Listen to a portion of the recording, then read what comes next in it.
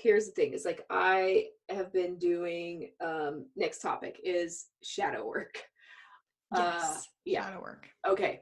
So, okay. This is sort of like, all these like YouTube people that I watch or like podcasts, listen to a bunch of articles, whatever. I always see shadow work, shadow work, shadow work. And everybody talks about shadow work. And at first, like a long time ago, I was like, oh, that sounds like what, are you trying to call in demons? It sounds just kind of dumb. Like the name is not a good name for it. It's like, shouldn't even be called that. So what it is it's supposed to be like, you're supposed to learn to like love the worst parts about yourself, and you're also supposed to be able to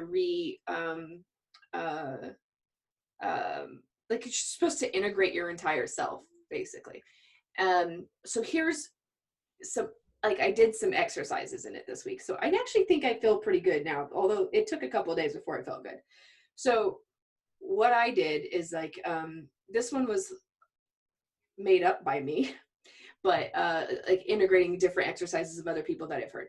But so I went into a meditative state, and I like one of my personal big life themes is like rejection and like abandonment kind of thing, so I went to the earliest times in which I felt those, like, and this is all about around dudes. And I think I was just doing it because I was like, oh, I want to like clear any weird emotional imbalances if I have any for the new year. Like I just want to like go at like dudehood, or not dudehood, but like coupledom stuff or whatever with like a fresh slate. Like I don't want to have any like weird like emotional hangups. So I decided to like clear all that stuff. So like I went back to like all of my old boyfriend breakups and stuff like that, and would feel myself like as it was happening to me or whatever, and then try to like take myself aside in that state, allow myself to feel those emotions, and then like reparent her, like basically be like, you're okay, like this is gonna be like re-explain stuff to her. But I felt like that wasn't enough. So then I did this thing where okay, so in life we always are playing these three roles, which I don't like playing roles. It's like victim, perpetrator, or savior role. So I was like, okay, well, I didn't want to be the victim, and then I also don't want whoever broke my heart or whatever to be the villain or whatever. So I would take like 5-year-old Nikki would go and play with 5-year-old ex-boyfriend and be like, and realize that they are a spirit too, and they had their own thing, and like that's like that was like what was best for them at the time. And like we basically would play together and forgive each other and be like, cool, peace, move on. And then I even at the very end found out, like I was like, okay, I have to go even further back. And it was like I went back to like my parents' divorce when I was like 15, and I was like, okay, I'm fine with my dad, but like, he's still like what do you call it, like, oh, dang it, I hate when my phone does that. I turned it off on all this stuff, and I'm still getting text messages on my computer. It's horrible. Anyway, so I even went back and played with my 5-year-old father, like as a 5-year-old Nikki played with my 5-year-old father, and just tried to like, and I think the exercise with that was just I wanted to come away with like having no ill will towards anybody, because I do feel like we are, we're all just playing roles for each other. So it's like everybody has done you a service, no matter what role they've played. And so anyway, it was great. And I cried a lot. I cried like a little baby. And so I cried so much that it made me like, like I don't know if when's the last time you cried that hard, but where it's like you kind of go like that. And then so like the next day, I felt like I had like been punched in the gut or something. It took me like a day or two to where like I felt like physically cool. So that was weird. But then now I just feel very it's a very zen, like neutral place to be. Yeah. Wow, good. That's awesome. You did serious work. Yeah, so I'm just gonna try to turn my phone off one more second. So you said that you knew some people who or how it's sometimes shadow work can be like really hard for people. Right. Well, it's funny. Well, first of all, yes, I'll answer that. Yeah, exactly. I've heard that if you've had, especially if you've had really traumatic experiences when you're Well, dealing yeah. with very, very serious issues like abuse or, parents that, who knows, like all sorts of really, really traumatic experiences, that when you're doing shadow work, it's hard. It might be hard to do it by yourself without having somebody get you through it, because you can get stuck in the same kind of cycle again of Mm, playing those roles, exactly, like victim or bully or whatever, going around. So it's just something to be aware of. And if you're able to do it by yourself is one thing, but sometimes you have to, some people can. It's just a serious work. But I do need to tell you that as you were mentioning those three, like the three people that we play in the archetypes, I was like, wait a minute. I was like, did you tell me this the other day when you were talking to me about the shadow work? No, you didn't. But I'm reading this book right now called The Four oh, Insights. And it talks about like archetypes and how we take on roles in our lives. And one of the exercises, the book goes through different exercises and how to pretty much like master yourself. And one of them is burning all of the roles that you play, like write down every role that you can think of. Um, at least 10, but if not more, roles that you play, like sister, daughter, mm, like uh, flight attendant, like whatever it is, that whatever. And it could be also like a person who always gets upset at, it doesn't have to be just a title of something in that way. And then you go through this whole ritual thing and burn them. You write something and then burn it. And so I was thinking of that, but then on this page, I don't know if you can see it, but it's exactly what you yeah. just It said. says bull. I saw bully. The top one's like bully. Yep, triangle of disempowerment. There's the bully. We always play these three roles: the perpetrator, the victim, and the rescuer. So when you constantly are either living those scripts or assigning those roles to other people, then you can never get really out of that triangle. So the book talks about helping you to get beyond that and looking at it at this higher perspective. So there are these different perspectives, and they're animals, like the basic survival one is the snake. The jaguar is the emotional one, where you're able to start asking questions about why something happened, like not just like, Mm. oh, I want to eat right now. Why do I want to eat? Is it because I'm hungry and I'm feeling an emotional like gap or something? And so then you start asking questions. And then there's the hummingbird level, and then the highest level is the eagle. And the eagle is seeing things from, like, you could, like, an eagle can see something really close up and like pinpoint a tiny mouse, or it could see the whole view and the perspective from the outside of your body type of experience.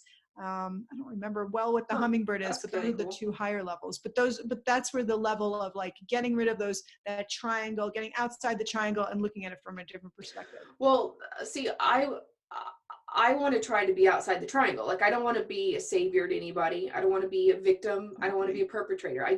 And it's actually harder than you think to, like, Right. because when you start thinking about like, for instance, if someone's, I noticed, like, when someone, like, if you're having a conversation with somebody and they're telling you their woes, like, a big tendency to me is to, like, always kind of Be sympathetic. be not even just sympathetic, but also like have suggestions and stuff like that. And All like a right. lot of times you're like, okay, no, they don't need suggestions, they don't want that. Like, or even if they do or they don't, it's not my job to be your savior, to figure it, like, it's just like, but then you're kind of like, so it's kind of hard, because no matter what in life you end up falling into roles. And it's not like I'm going to be like, no, I'm not going to help you because I can't help you. That's not what I'm trying to say. I'm trying to say that you fall into these Yeah. roles whether you like it or not. Like, I mean, sometimes you doing your own path, somebody else had some expectation of you that, whether warranted Exactly. or not, like, you not doing what they want you to do Right. is being the perpetrator to them, you know. Exactly. No, that's true. It's true. And then how do you, and then in an example of that, like how do you just say to a person, like just listen to them and listen to them, but then how do you not respond? Yeah. So you do wind up falling into those roles. Yeah. But I Well, think I think it's almost inhumane not to be able to, because we're human, and right. that's what we do. It's like all the world's a stage, I mean, sometimes, just a funny thing. Sometimes when I get trapped in my head and I make up complete stories about situations and see all these events happening that haven't even happened, they're just made up in my head. Sometimes like when I catch myself doing it, which is the funny part, I'll just be like in my head, like, great performance, great. And then it'd be like, thank you Bravo. so and so for playing that. I really appreciate you. like I'm giving out the Oscars in my thought when I catch myself doing it. But that's maybe the way that you can step outside the triangle of like, well, all right, I'm living this role, but I can also see what's happening. I like that. And it also kind of makes it less serious. And you're like, all right, Exactly. tone it down. Exactly. Like, that was a great performance. It made me cry. You're like, oh, so good. So good. No, I do think that it's like, I don't want to judge being a human, or like, yeah, this is a cool game to play. It's just sometimes it's good to just sit back and be like the fourth thing that's just kind of like watching it happen and not play, Exactly. Or if you're constantly playing one thing and attracting it to you, like, maybe relationships that don't work, but they follow similar patterns, to break the pattern, to step outside so that you can break the pattern. Yeah. Yeah. So anyway, it's so that's my take on the shadow work stuff. Like, I guess it's supposed to be just like kind of like you should always constantly be self-reflective, I suppose. But but I hope I am. I don't know. I try to be, but I guess you could always be more, right? Yeah.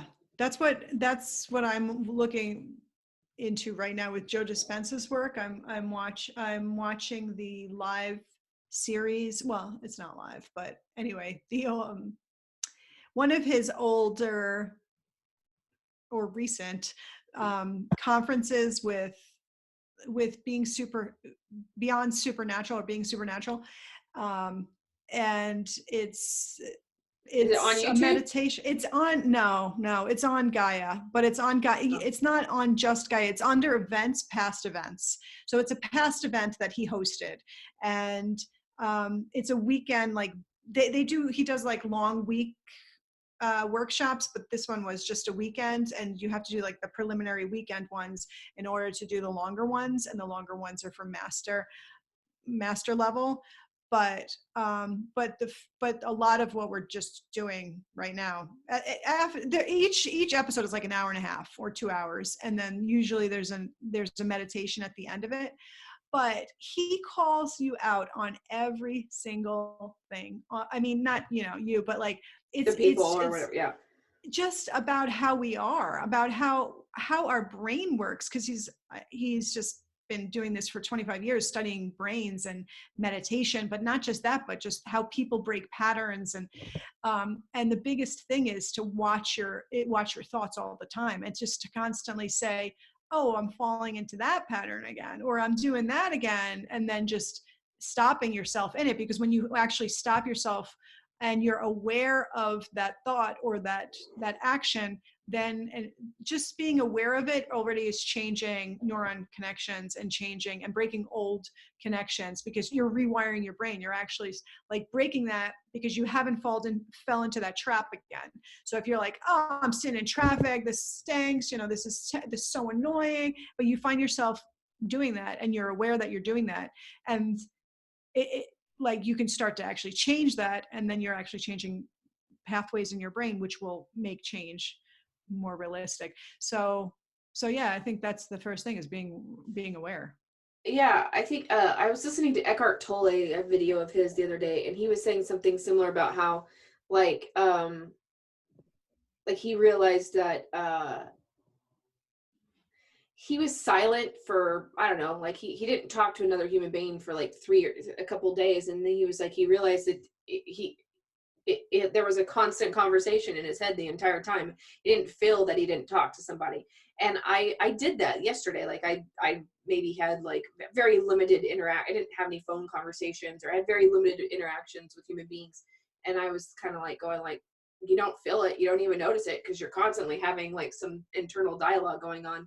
And so it is kind of interesting though that, I mean, to tie that back in, it's interesting how unconsciously conscious we think about things. We we just allow ourselves to just go into these, like you said, like these weird future stories about all this stuff that you're like, wait, like, Yeah. why are we why are What we am I? having these thoughts or these internal dialogues? And you can control, like, how, or you can how about not control, like you can discipline yourself to have way Exactly. better thoughts than you do. Right. That's the whole thing about this course that well, these courses that he does, and his talks about retraining the brain and disciplining yourself and getting beyond yourself. Because when you're sitting there in meditation, like, I want to move, or the sound of your voice is annoying me and I can't stand you right now. Like, he's like, just wait, because if you control, your body's controlling you at that point, if you want to move, or if you have, who's controlling who, like your mind or your body? So then if you can stop your body and just control it like you would discipline an animal or train an animal, then you would be getting past yourself, because you've made it to the next, like, oh, I broke free of that. I'm not Right. part of that anymore. It's pretty cool. It's a lot. It's work, but it's like you said, it's discipline, I think, more than anything. Yeah, and I mean, I definitely, I think it's work you should try. It's better than doing Right. nothing, right? Yeah. Like for me, it's the fear of failing, or the fear of, that's part of it, of like self-sabotage, because like I get to a point where I'm like, oh, I've come this far, or even a little further than I've gone before, but that's enough. Like, I'll just bail, or stop something, or not follow through. And We both that's have one the of, follow through thing. Like, I definitely, for me, it's like uh, I actually have like some sort of oh, oh, is that like, oh, I gotta chase that butterfly. No, that one. No, that. I have a passion for anything or something, like, for as long as that thought lasts, and then once that's gone, I forget about that. I drop that and I move on to the next thing. right. And it's really hard for me to like see something all the way through. Yes. There's But Deborah it's does not a, personal. It's just right. it becomes personal to other people. So it means I. Right. No, well, it's also knowing yourself, though, if you're aware that you do that. But there are different personalities. This is the four personalities that some people think. Like, personality number one is a person, maybe you're number one, I don't know, but like who has really creative ideas, and very creative person in general, and like can start all these projects, gather people, like center of attention, like just draws a lot of attention, and then one of the weaknesses of that side is not following through with it, because they're able to initiate it. But if they're able to work together with other people, or be very aware of it and disciplined, then they can get past it. But there are other people that might be able to, like, a number three is like, oh, that person follows through and is just like, okay, what's the next step? What do we got to do next? All right, let's keep going. And is the one who's just going to keep driving it, even if they weren't the original idea seeker. So I am could be definitely work. number one versus number three. What is this book? Yeah, this is it's Carol Tuttle, but her book Remembering Wholeness is the one that I like. I like the book, but she also writes other books, and another book is Dressing Your Truth, or this thing that she does is Dressing Your Truth, and it's based around these four personality types. And so you should be dressing your personality. So your Right, like clothes. physically, your clothes? Yeah, like she does a whole big thing about like changing haircuts and like physically getting into your full self. So supposedly, I did it with Deborah. Deborah did the course, and like she facilitates the course, and supposedly, like, I'm a 2-1. So a 2 is more like, kind of not like necessarily an introvert, but is like likes nature, like likes a lot of quiet time, like likes to be around people, maybe too. It's not like completely antisocial, but like maybe more reserved, kind of not like super emotional, but like empathetic in a certain way. I don't know. I mean, it's terrible. I don't really know how to describe it fully, but I just feel like, yeah, I'm kind of that. But then, and and then I feel like I'm also kind of other things too, but I would probably be like a 2-1. So you could be a combination. And then number 4 is like someone who's more rigid and is like black or white. No, it's yes or no, this way or that way. Maybe they have, um, they're the ones that are like keep accurate numbers, maybe like an accountant type. So Okay. also archetypes, but Right. those are, according to her, are 4 main personality types. I have this weird archetype where it's like for instance, I would be a horrible astrologer or anybody because I can't, like, you just knew all 4 of what those 4 personality types was. If I read that book, I'd identify which one I am and only focus on that, and then I would be able to tell you nothing about the other ones. Like for instance, I'm a Gemini, and I only know, like, I don't even know all of the months. Like, people will tell me like, oh, I'm a Taurus or I'm a Pisces, or I'll be like, I have no idea what that means. Or like, I know the names now. I know enough of the names, but I probably Yeah. couldn't even name you all 12 if I sat here. I couldn't. Like, I could tell you a little bit about Gemini. That's about it. It's just like, if it's my thing, I'm like, okay. If it's not, Well, sure. or if It's I natural. dated, I dated, like, I've dated a Right. Leo and somebody who's born in December. What's that? That's Sagittarius? Capricorn or Capricorn? Sagittarius. Maybe, I don't Yeah. know, one of those. But other than Capricorn. that, like, I don't. It's just because I would look up, like, if we're compatible. Sure, of course. Cards. Otherwise, no. Well, I think that's to go without saying. For the most of us, we do that. Unless if you're really an astrologer, who's going to look up every single sign and like know what the signs are? Well, You but only know it. sometimes people will be like, "What's your sign?" And they'll be like, "A Gemini." And they're like, "Oh." Well, I do. I feel like, yeah, I kind of know the basics of signs, but I don't think it's fair to just be like, I'm a Gemini. You'd be like, oh, that's so. Well, I mean, I said, I feel like I could do that with anything. What are you, a Cancer? Oh, Oh, that, now I get it. okay, that explains some things. Yeah. Like, what does that mean? Yeah. But same Yeah. thing with that, like, test that's like, oh, I'm an ENTJ or ENTP. Okay, I don't know what that thing is, but everybody seems to be an they're either an INT. They're always an NT, an NT. I don't know what I don't even know what the other letters are besides the other 2. I know that you're either an I or an E or a J or a P at the end, but everybody's always an NT in the middle, it feels like. But that Right. whatever that goofy test is that you take or whatever.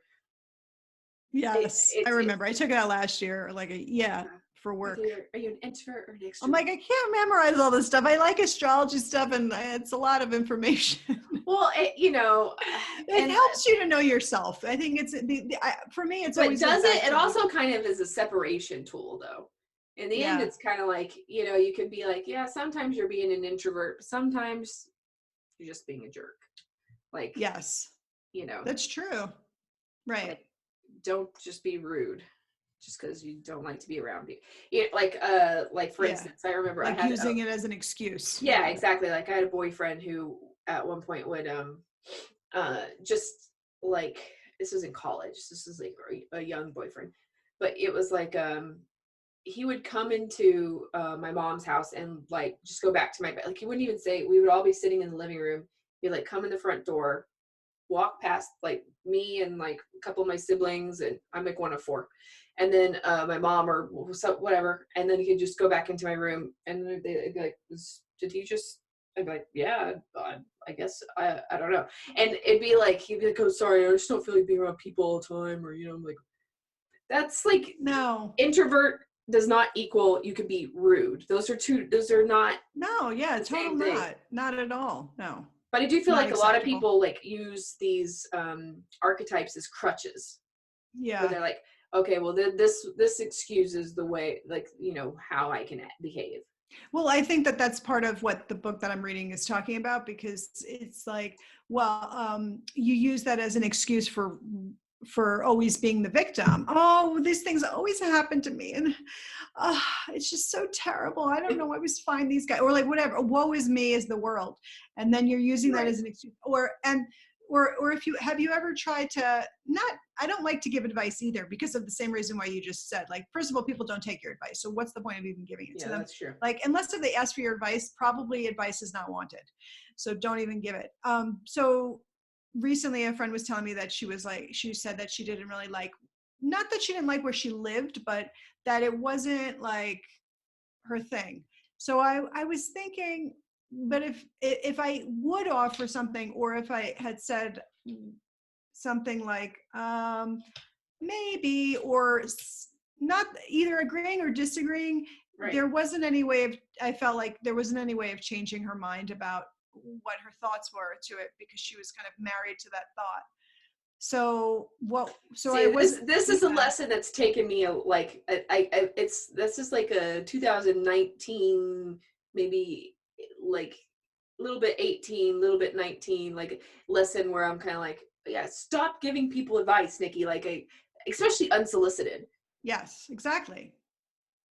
Because you're right, like you can give it to them, but it falls on deaf ears. Yeah. Yeah. And it just, and do people, is that what people really want anyway? You know, most people just want to be listened to. No, I think and that that's an honestly, important she's thing. gonna move when she's ready to. She's gonna do, Right. she's gonna, Right. like, it's like some, yeah, I think you're right. They just want to be listened to. They need what do you call it, like, they just need somebody to vent to a lot. I guess that is true. And I think, like, I don't know. You know how when people complain and there are other people say that, well, don't engage when they're complaining, because I'm tired of like the same kind of going around in circles with the complaining. But if somebody starts on it, like, I'll either get into it. You should watch this Joe Dispenza stuff. He talks about like how you stay with your best friend, because you've been best friends for years, and you can complain about the same things, and that's why you're best friends now, because you're just pretty much bitching about the same things that have always happened and like continue to Uh-huh. happen. Mm-hmm. And that's true. But how do you start to say, well, I mean, this is still my best friend. I don't want to like not, I don't want to engage in the bitching, but at the same time, I don't want to not be friends with this person. This is my best friend. Yeah, no, I mean, I think we've talked about that before when we've like I definitely noticed that with my family, like, so like a large part of my bonding, or not bonding, but like my mom loves to bitch about people and things and places, and it's just kind of like you engage because that's the conversation, and it's really hard to um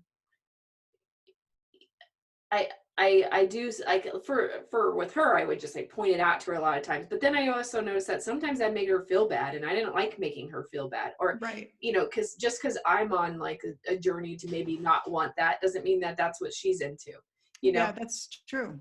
So I mean, Exactly. if So she then likes, what? yeah, so she likes to be a bitcher, then I'll just kind of be like, uh-huh.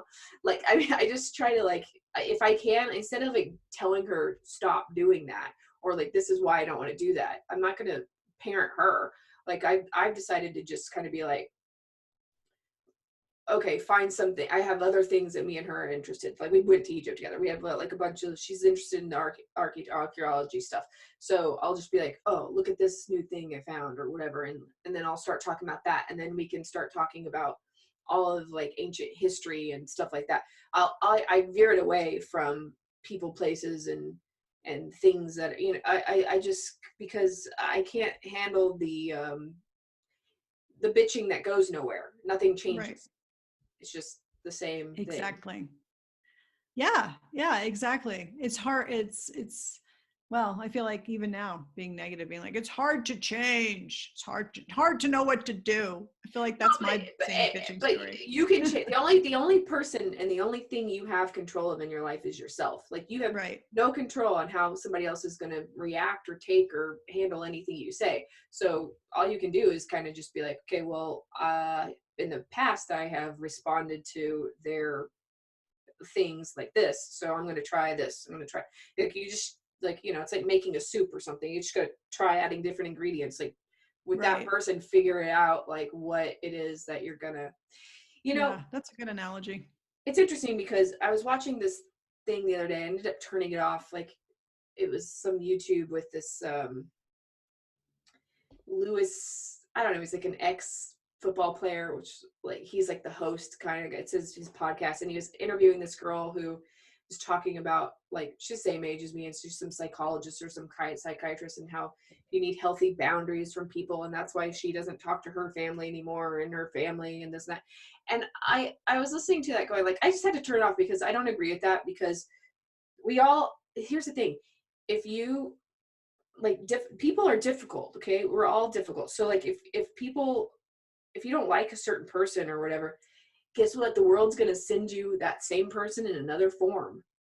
it's Hmm. it's just kind of like there are all these archetypes that are repeated, and you can't change a person, but you can change how you interact with them. So instead of being like, oh, I'm never talking to my family again because of whatever, like why don't you just sort of change the way in which you interact? Like why go so extreme? I mean, I guess that's their journey. That's cool. It's fine.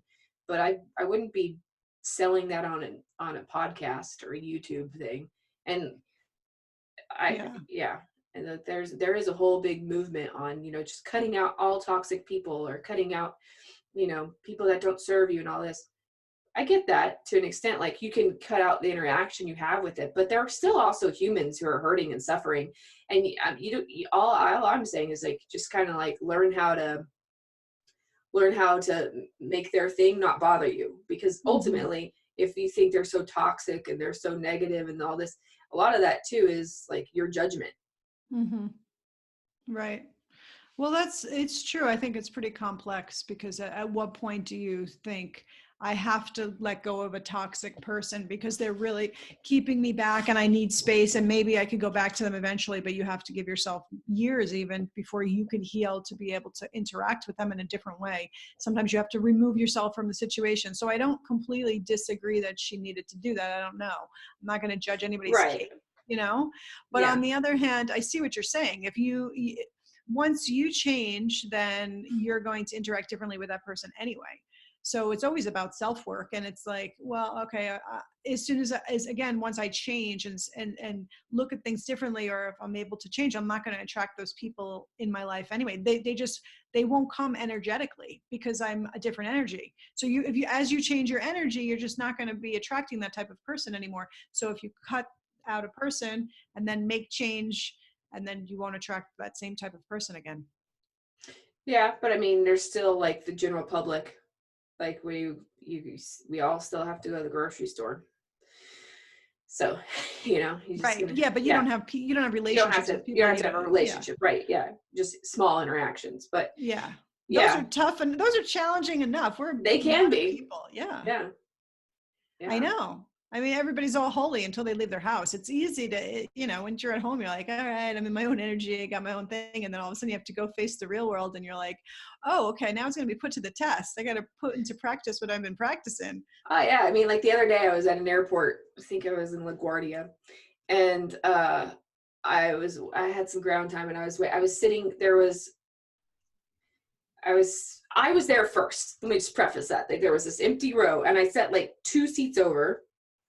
This woman in a wheelchair pulls up to the edge, and then her husband or something sits down on the chair next to the end. But I was still like one over, and my suitcase was in the middle one, so there was a space in between us. There's like empty rows everywhere. All right, and he keeps on like shuffling in his seat, like acting all discomfortable. And finally he says to his wife, he's like, well, maybe if I had a little bit more room over here.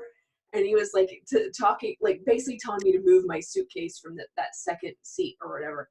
And I was just like, okay. I was like, oh, I'm sorry, sir. And I just moved it and went on. But it's weird that it bothered me a lot, because I was just like, on one hand, I should have been perceptive and been like, oh, like these people are going to be here. I'm going to move to other empty ones. But instead, I was, engaged in doing something else. Like, I didn't really. I mean, plus they disturbed my area. It wasn't like I came up and sat down next to them. Yeah. So, but it is interesting how you get these little like irritations in life, Triggers. yeah, Yeah. triggers that you like you don't even ask. Yeah. Right, exactly. You're like, oh, what? Yeah, you're like just happily sitting there minding your own business, and somebody went out of their way to trigger you, like for no apparent reason of your own. That I know But of. you can still reflect on, what am I learning from that? What did I get out of that? Why? First of all, like, why did it trigger me? And what how can I let it go? There's so many things to get out of these small little things if you choose Mhm. to, but they keep happening. They'll just keep happening until you finally one day take a look at it and kind of get through it, I think, because otherwise they're just going to constantly happen. They're always going to happen, those little triggers. Well, and like sometimes it may not be your life lesson, it may be theirs. You never know. It doesn't matter. Like you're gonna have interactions with Right. crazy things for who knows what. I don't know. Yeah. But yeah. Well, there's a lot of strange energies going around right now. There's a lot of strange, intense energy. We're at the full moon too. People are a little bit like irritable at the full moon. You know, there's lots of statistics about crime rates up and all that kind of stuff. So people are stranger. All right.